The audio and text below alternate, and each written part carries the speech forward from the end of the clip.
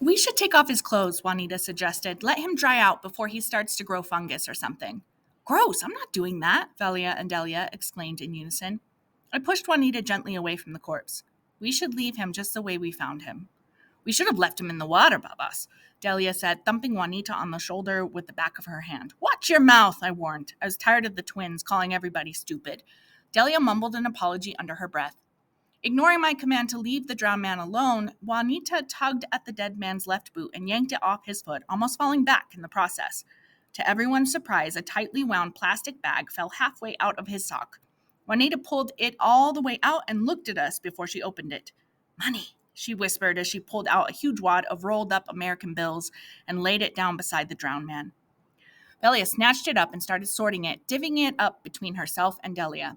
Look at this, hundreds, 50s, 20s, Velia announced. She and her twin unrolled the bills, laying them in neat stacks over a flat rock a few feet away. Their announcement piqued Peta's interest. Like a curious kitten, she crawled out from under the chinaberry tree and came over to join us. She picked up $100 bill and turned the foreign object over in her hands. He was rich. There's a wallet with an address, Juanita whispered, pulling the man's Mexican driver's license out of the wallet and staring at it. His name is Gabriel Perdido. He's from El Sacrificio, across the border. I stood up and stepped away, wiping my hands on my wet shorts. My palms suddenly felt sticky and dirty, and I couldn't breathe right. We have to turn it all in. The wallet, the money, everything, I said resolutely. We can't do that to him, Juanita said, looking up at me with those big brown eyes. I felt like a jerk for not caring as much, but I had to be reasonable. We don't even know this guy, so stop acting like we owe him anything. There had to be something we could do that would be right, but also not get us in trouble with Mama. If she realized we'd been swimming so close to the deep end of the river all summer, she'd never let us come back here. On the other hand, we had no other choice but to report the old man. Mama wouldn't be even more upset if she found out that we didn't. And knowing Peta's loose tongue, Mama was bound to find out sooner or later. We were doomed, either way. He's probably got a wife and kids and they're worried about him, Juanita insisted. And right now they're wondering what he's doing, if he made it across all right.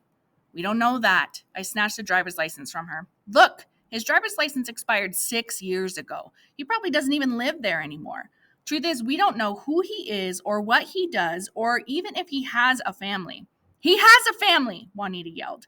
She threw his worn-out wallet at me. Peta picked it up and looked at the picture flap inside, which started her tears again. Velia and Delia took it away from her and stared at it too, but they didn't say anything.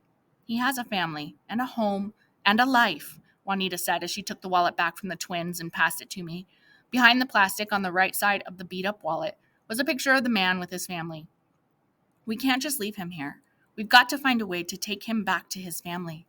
El Sacrificio? I asked, the name getting caught in the back of my throat.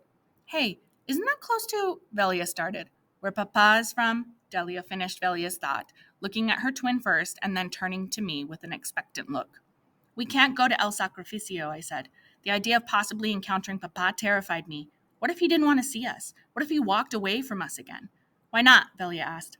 Abuelita Remedio still lives near El Sacrificio in Hacienda Dorada, Juanita said, a plan to visit Papa's mother forming vividly within the shine of her dark brown eyes. We can't go to El Sacrificio, I repeated firmly. Velia and Delia clearly questioned my sanity from the looks on their faces. Why not? I'd like to see Abuelita Remedios again, Peta whimpered, taking my hand in a silent plea. I felt sorry for her. She had only met our grandmother once before when she was around 3. We can't, I insisted. I shook my head and let go of Peta's hand. I stepped away and turned my back to them. I stared off into the woods, down the worn path that led back into town, wishing we'd stayed home today. Look, it's been years since we last went to Hacienda Dorada. I'd like to see Abuelita again too, Juanita said, plopping down between the rock with the money and the dead man. Experts agree. Children need to be close to their grandparents. It makes them feel secure. And when they grow up feeling loved, they make better parents themselves. That's a bunch of horseradish. I'm never becoming a parent, Delia interjected. I held up my hands in vain attempt to stop this runaway train of thought. We can't go because, I began.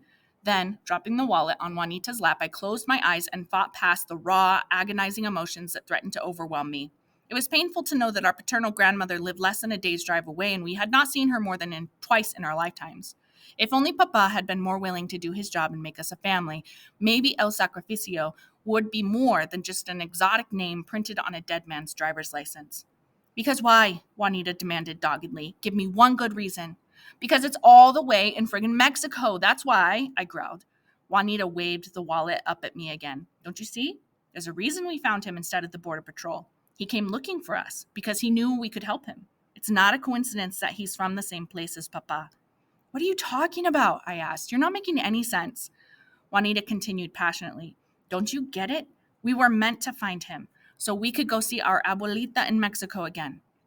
It was fate that brought him to us. Do you even know what you're considering? I asked. The man was dead. There had to be a law against what she was proposing. I know it's going to be hard, Juanita concluded, but if this man's family is ever going to see him again, we're going to have to be the ones to take him back. And maybe while we're in El Sacrificio, we can find out if Abuelita Remedios knows what happens to Papa. I whispered more to myself than to them. My comment was met with silence. I hadn't meant to make the connection, but it was too late. The thought was out there. Their eyes said it all. The same question had been on everybody's mind, not just mine. I was about to take it back when something caught my eye. On the other side of the Rio Grande on a hill, something moved. A woman?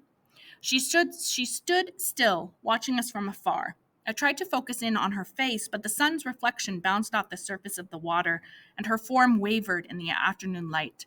One minute, her long white dress was billowing against her legs, and the next, she was gone. Disappeared.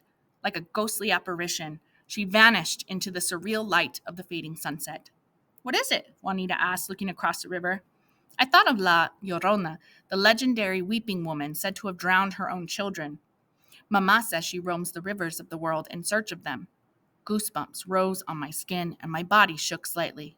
Nothing, I said, rubbing my arms briskly and turning my attention back to the girls. Let's get out of here. It's getting dark.